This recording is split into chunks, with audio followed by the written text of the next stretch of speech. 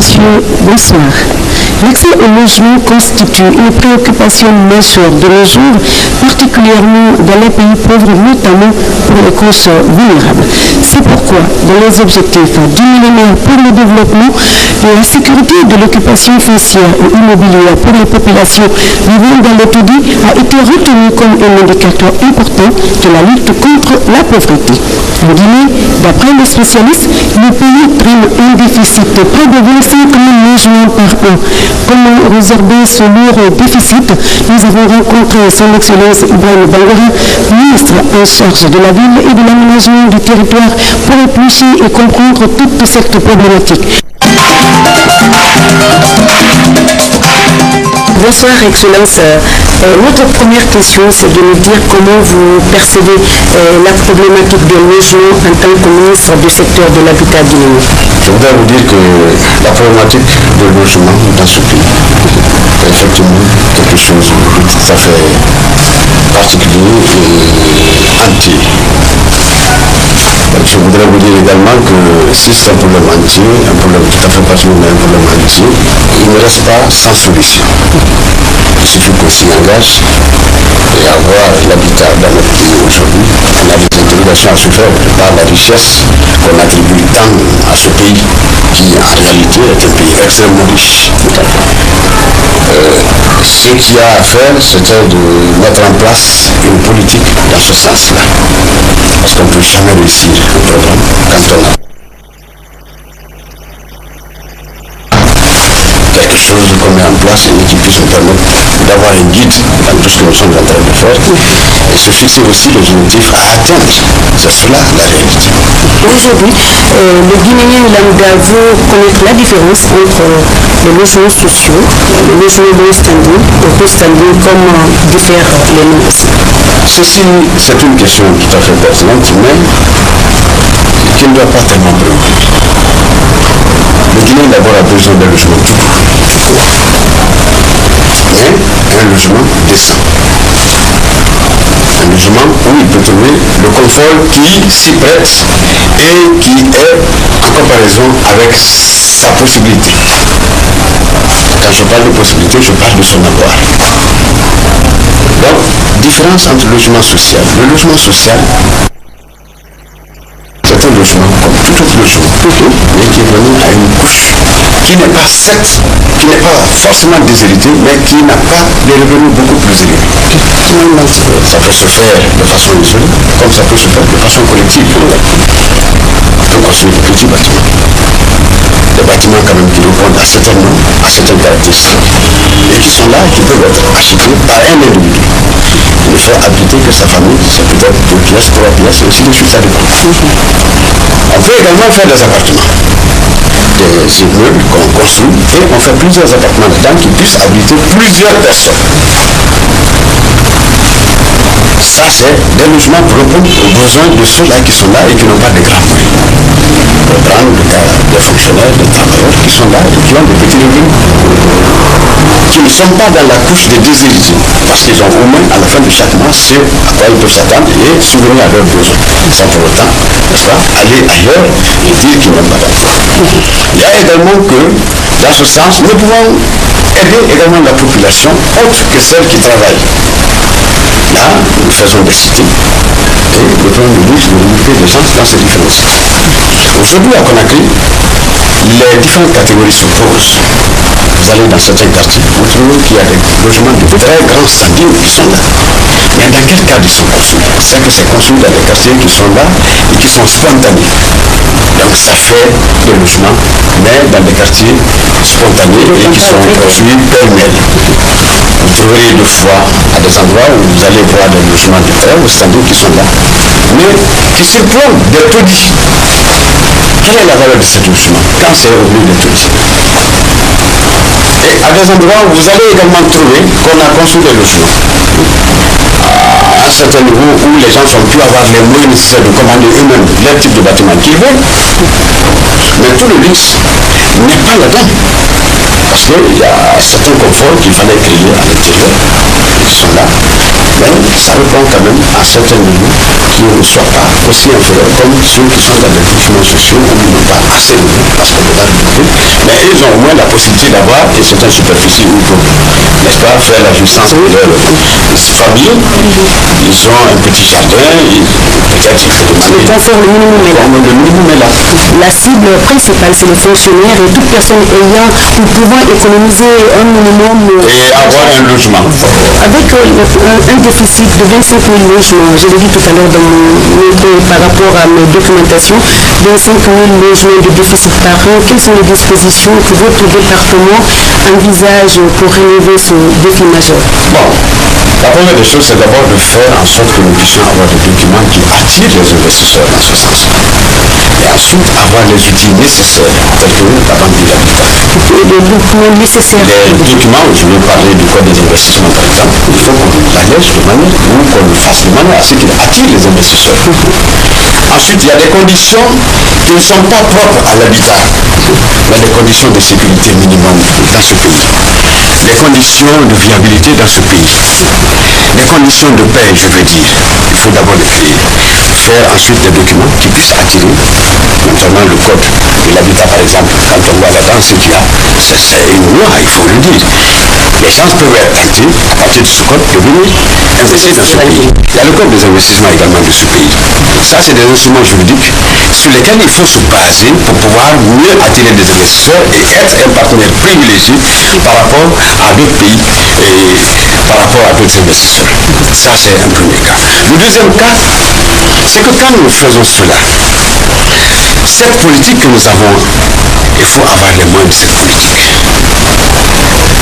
L'un des moyens de cette politique, c'est d'abord la stratégie que nous allons mettre en place qui consiste à créer les moyens tels que la banque de l'habitat qui puisse soutenir la promotion immobilière. La troisième des choses, c'est trouver le moyen sur lequel on va s'investir, c'est-à-dire les domaines de l'État, les domaines privés de l'État. Ces domaines privés de l'État, parce que là, quand on a la terre, malheureusement aujourd'hui ce n'est pas le cas, parce qu'il y a beaucoup de difficultés à avoir des domaines privés de l'État aujourd'hui. Ce qui était là dans le temps jadis, lors de la Première République, pour vous dire que toute la terre appartient à l'État.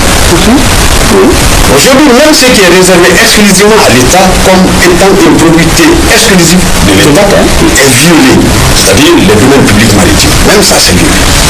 Les gens font n'importe quoi là-dedans. Et quant à la terre ferme, vous ne toucherez pas à 1 centimètre aujourd'hui dans ce pays, où vous ne trouverez pas une famille qui se déclare propriétaire de ce pays, même des endroits qui n'ont jamais été touchés. Or, notre combat aujourd'hui, c'est d'avoir le maximum de domaines qu'on puisse mettre à la disposition des investisseurs qui arrivent dans ce pays. L'objectif, c'est de réussir. Alors, vous avez parlé tout à l'heure de la banque de l'habitat. Les logements sociaux sont indissociables à cette banque. Oui, pour réussir la promotion immobilière, il faut absolument avoir une banque de l'habitat. Parce que les banques privées que nous avons, les banques commerciales que nous avons, ne peuvent pas investir parce qu'une banque de l'habitat, c'est un investissement à long terme. Alors que les banques commerciales, c'est un investissement à court terme. Est-ce qu'elles peuvent, et surtout il y a aussi un problème de taux d'emprunt dans ces différentes banques qui est très élevé. Satisfaire la population guinéenne, c'est l'objectif de cette émission. Vous, la crise actuelle de logement et vous, l'objectif du millénaire, pensez-vous que le gouvernement guinéen, en tant que ministre de l'Habitat, construira des logements pour tous ses fonctionnaires? Si oui, dans combien de temps? Et sinon, quelles sont les contraintes que vous voulez? C'est ça l'idéal, c'est ce que veut le gouvernement guinéen. Pas seulement pour les fonctionnaires, mais nous voulons construire pour tous les Guinéens. Mais en priorité, ceux qui sont au service de l'État. On veut travailler et satisfaire et créer de nouvelles conditions pour ces gens. Je disais donc que c'est l'idéal. Mais est-ce que l'État peut avoir la possibilité de le faire? C'est à nous de le prouver à travers les démarches que nous allons mettre en place et que nous allons emprunter pour pouvoir aboutir à des solutions qui puissent apporter quelque chose de concret à la population guinéenne en général et à la population travailleuse en particulier. Excellence, les logements sociaux, vous l'avez dit tout à l'heure, différents, de low standing, de haut standing, parce qu'il y a une implication forte de l'État. Les logements sociaux, à l'instar des autres pays, l'État donne des terrains pour aider les sociaux. Et les terres doivent être constructibles ou viabilisées. Et ils sont exceptés de certaines taxes, de certaines exonérations. Voilà. Et tout cela est fait, c'est pour alléger la charge de celui qui demain est appelé à prendre ce logement. Voilà, ce sont les démarches pour construire des logements sociaux. Et pour acquérir des logements sociaux, vous l'avez dit qu'on peut le faire en petit groupe pour les coopératives, associations, groupements. Voilà. Et les sociaux, les moins standing n'ont pas ce privilège-là. Voilà. Au lendemain de l'investiture du président, beaucoup de sociétés sont venues dans le but de faire ce que nous sommes en train de dire. Et il y a eu un calme, ils sont repartis. Maintenant, la venue du président durant le Mexique a permis encore un engouement autour de ce sujet. Et il y a eu le sujet logements sociaux devenu encore une actualité. Est-ce que ces sociétés qui sont venues ne sont pas venues pour tout ce que nous venons de dire là, pour acquérir les documents, partir, revenir avec les fonds, faire des logements, mais qui ne sont pas des logements sociaux? Moi, je voudrais vous saluer et vous remercier pour avoir posé cette question. Parce que les gens ne sont pas bien informés. On pense qu'il y a eu la camise, c'est vrai, il y a eu la camise, nous n'avons pas en parler. Nous voulons réaliser, et c'est quand nous réalisons que nous en parlons. Nous le préférons. Aujourd'hui, ce que je peux vous dire, quand vous parlez de société, avant il y a eu du battage autour, par exemple, de la construction des tours jumelles par la société, comment est-ce qu'on appelle ça, la société des Chinois avec Kim, les deux tours jumelles. Les deux tours jumelles sont aujourd'hui nettement en construction. C'est parce qu'on n'aime pas en parler. Mais de temps en temps, vous nous voyez faire la tournée et voir concrètement ce qui se passe. Et évidemment que ça, c'est pas dans le cadre des logements sociaux. Ça, c'est des logements qui sont là pour nous, du haut standing, qui sont là à servir le peuple de Guinée et à servir nos partenaires qui demain vont venir pour pouvoir faire quelque chose. Parce que c'est des centres, ça crée de nouvelles directions. Centres d'affaires. Des centres d'affaires. C'est cela. Mais le problème du logement social, avant d'arriver de Mohamed VI, il y a eu déjà qu'on avait fait un premier lancement à Kipé. Et après Kipé, nous avons pu penser à Langani. Aujourd'hui, ça c'est un truc qui est là et pour lequel on va investir au moins quelque chose de 8 milliards de dollars. Pas de 20 millions, mais 8 milliards de dollars qui seront investis là. Et donc l'investissement a déjà commencé. C'est déjà un plus par rapport à tout ce qu'on est en train de dire. J'ai voulu, quand même, à travers ce que nous sommes en train d'entreprendre, donner le goût aux Guinéens de savoir que quelque part, ce qui est possible ailleurs est également possible dans ce pays. Et sous peu, ce ne serait pas qu'à Conakry seulement comme nous allons penser. Nous avons pris la décision de penser également à l'intérieur du pays pour que ceux qui sont à l'intérieur de Conakry vivent les réalités au même moment. Le coût, comment est-ce que vous déterminez le coût? C'est le département qui détermine le coût des logements-là ou en partenariat avec les sociétés qui veulent le faire? Les coûts seront déterminés en fonction de ce que nous mettons en place avec les différents partenaires. Qu'est-ce que je veux dire? Nous avons un premier travail que nous avons à faire. C'est de faire d'abord en sorte que ces partenaires-là n'aient pas à faire directement à ce que nous appelons chez nous les coutumes en matière de possession des domaines, mais qu'ils aient à faire directement à l'État. Ça, c'est un premier gars qui peut alléger nettement le coût du logement. La deuxième des choses, c'est accepter certaines contraintes auxquelles nous allons nous soumettre. Vous avez parlé tantôt de certaines taxes, des exonérations et autres. Et la troisième des choses, c'est créer le matériel de travail sur place ici pour que celui-là n'ait pas à aller ailleurs pour aller prendre et ajouter le coût du transport et tout ça. Mais nous avons combien d'usines de ciment ici aujourd'hui? Tout cela vient pour renforcer les différentes structures de facilité que nous voulons mettre en place. La terre ne coûte pas cher. Aujourd'hui, c'est parce que nous avons envie que cela y soit. Et parce qu'on ne respecte pas la réglementation en la matière, sans quoi la terre, si vous la recevez des mains de l'État, elle ne doit pas pouvoir coûter cher. Vous avez été confirmé à ce poste. Est-ce que vous pouvez dresser un bilan par rapport à ce secteur? Moi, quand j'ai commencé ici, j'ai commencé d'abord par faire l'état des lieux. J'ai trouvé qu'il y avait beaucoup de choses, pas parce que c'était mal fait, Mais il y avait beaucoup de choses à faire. Qui manquait aussi. Qui manquaient. J'ai commencé par la sensibilisation. D'abord, de mon propre personnel. Je n'ai pas un personnel très élevé. Je n'ai que 1300 agents pour toute l'étendue du territoire. Ça veut dire que les gens partent dans le secteur de l'habitat, là, ce qu'il y a comme difficulté là-bas. Voilà un des problèmes que nous sommes en train de surmonter et que nous voulons surmonter d'ailleurs avec beaucoup de difficultés très malheureuses. Parce qu'aujourd'hui, on ne peut pas se permettre de dire bon, embaucher ceci, embaucher cela. Quand le budget qui va pouvoir soutenir ces gens qui viennent n'est pas assez. Ça, c'est un premier cas. Deuxièmement, l'esprit de collaboration devrait être cultivé. Quand il y a un travail, il ne faut pas dire non, c'est le spécialiste tant que lui n'est pas là, on ne peut pas le faire. Ça bloque le travail. Ça bloque le travail. Et nous avons tenu à ce que nous fassions en sorte que la productivité soit de rigueur dans ce pays, dans ce département. S'il devait sortir sur le terrain une fois, qu'il sorte au moins 2 fois ou 3 fois dans la semaine pour voir ce qu'il y a en réalité. Et si on introduit un document, parce qu'il faut jouer à des moments au plus précis. Il y a des choses qui n'attendent pas. Moi, je suis pas un homme de terrain. Je suis un homme de terrain. Et au-delà de tout, si je trouve que ce que je cherche ne se trouve pas là, je suis obligé d'aller ailleurs. Là où on peut en trouver pour que je fasse chercher. Et c'est ce que j'ai fait avec ces Chinois qui sont équipés.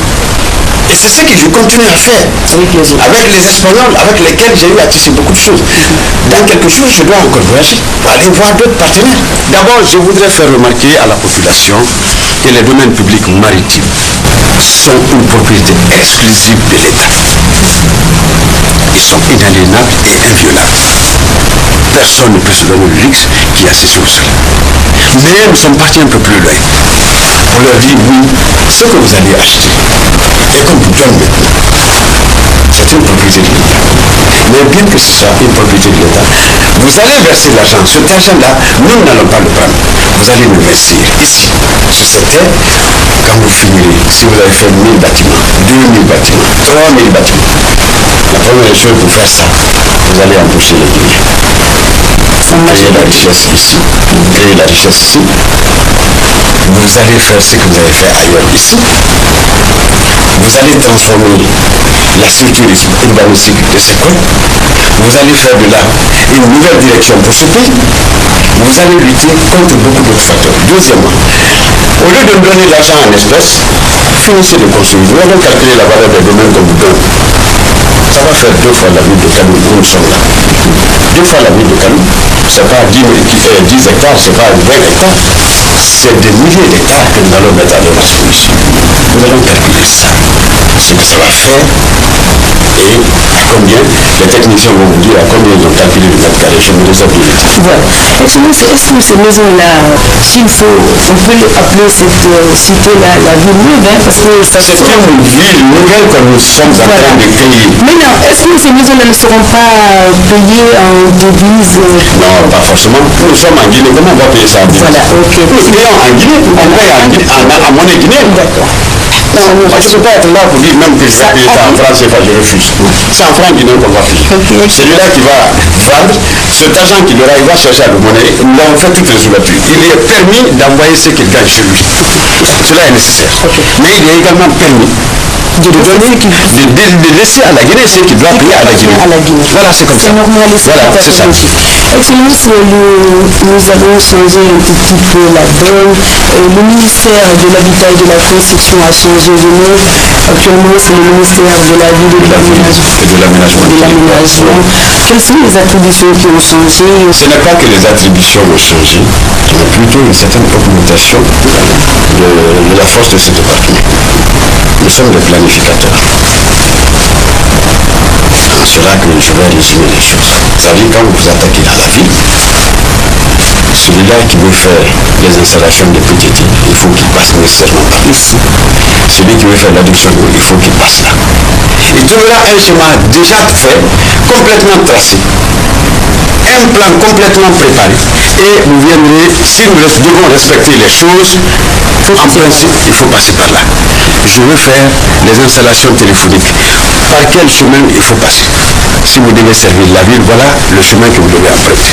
Si vous devez faire les installations électriques, voilà le côté qu'il faut emprunter, à quelle distance, ainsi de suite, et comment cela va être. Donc nous planifions et nous mettons à la disposition des départements. Avez-vous actuellement un projet urgent pour moderniser l'urbanisme? Comme vous l'avez dit que c'est votre objectif, c'est ce que vous voulez faire de la ville de Conakry pour la débarrasser un tout petit peu de toute cette anarchie. La ville de Kaloum, par exemple, c'est une ville qui est bien lotie. Parce que du port ici, deux grands échanges, je ne sais pas où. Mais malheureusement, quels sont les types de bâtiments qu'on a ici? Certes, vous avez posé la question de savoir tout à l'heure, est-ce que nous avons quelque chose à l'immédiat qu'il faut faire? On nous a donné une feuille de route à travers laquelle on nous a demandé, ne serait-ce qu'à titre d'essai. Et après avoir budgétisé quelque chose, on nous a dit, allez faire 300 logements. Et ces logements, c'est l'État qui va les faire. Mais au-delà de cela, il ne nous a pas interdit également de trouver des investisseurs. Regardez la ville. Même les bâtiments de l'OIA que nous avons eu à faire ici, c'est des bâtiments qui commencent à tomber. Il ne s'agit pas seulement de construire des bâtiments, mais il faut savoir les entretenir. Tout ce problème, je crois qu'il faut qu'on le cultive au niveau de la population. Et ce que nous sommes en train de faire, ça va servir d'exemple. Et nous avons aussi le site de Colombo, pour lequel nous a été demandé de le transformer. Le transformer veut dire quoi? L'aménager, l'assainir et le faire viabiliser. Et ensuite, si possible, le construire. Mais puisque nous avons le devoir, comme il nous a été demandé, de faire en sorte que nous construisions et que nous fassions transférer toute l'administration sur le site de Colombo, je ne sais pas n'importe quoi qu'on va mettre là. Il faut tenir des partenaires sérieux. Et déjà, je voudrais vous dire qu'à l'heure où je vous parle, il y a au moins trois grandes sociétés qui sont en train de postuler pour ça. Et qui nous ont dit, nous avons tout le financement nécessaire, nous construisons avec notre propre financement. Et nous assurons avec l'État. La Guinée doit refléter l'image des autres pays de la sous-région. C'est même dépassé parce qu'on a plus de moins que. Voilà. On a plus de moins. Excellence, votre message à vos partenaires privés et publics. En fait, public, c'est vous, hein? C'est vous, les partenaires privés. C'est des partenaires publics. C'est vous, les partenaires. Également, on peut avoir des partenaires parce que l'État peut investir, l'État peut également venir investir ici. Et je dois vous dire, bon, j'accompagne ce pays, voilà ce que je veux investir. D'accord. Là, mon métier s'est passé ici. Son arrivée a suscité beaucoup d'intérêt dans ce pays. Et ça fait même bousculer certains projets qui étaient en train de dormir. Tel que le projet que vous allez voir maintenant commencer les travaux là. Avec la société DOA. Qui a eu le privilège de bénéficier de la cité police, de la cité douane et un peu à Tipé. Maintenant, qui lance, et on a lancé les travaux à partir de l'arrivée du gouvernement numéro 6. Et ces travaux, j'ose croire qu'ils n'ont plus s'arrêter. Ça, c'est un cas qui est là. Et avec ceci, ce qu'on peut dire, c'est de respecter les principes qu'ils ont trouvé établis. Et ce que nous avons écrit dans les différentes conventions, qu'ils nous respectent. Ça, c'est un premier cas. Deuxièmement, il faut qu'ils sachent qu'ils sont venus investir, c'est vrai.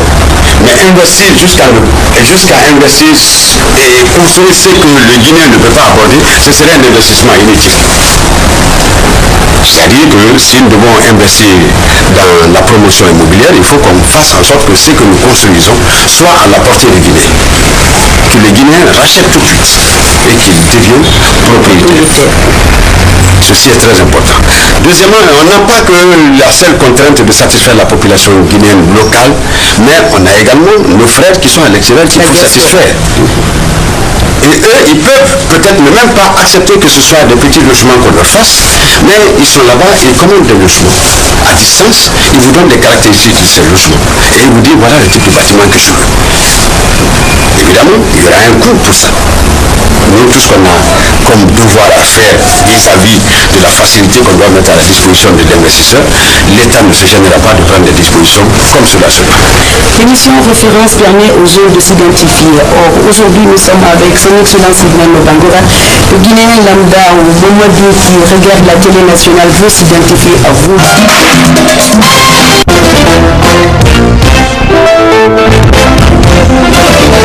Le travail.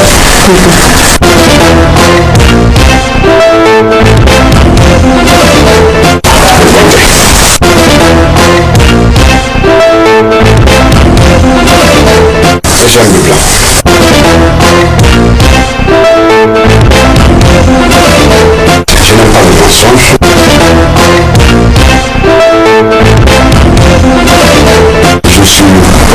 aussi dans la lecture. J'aime beaucoup la lecture.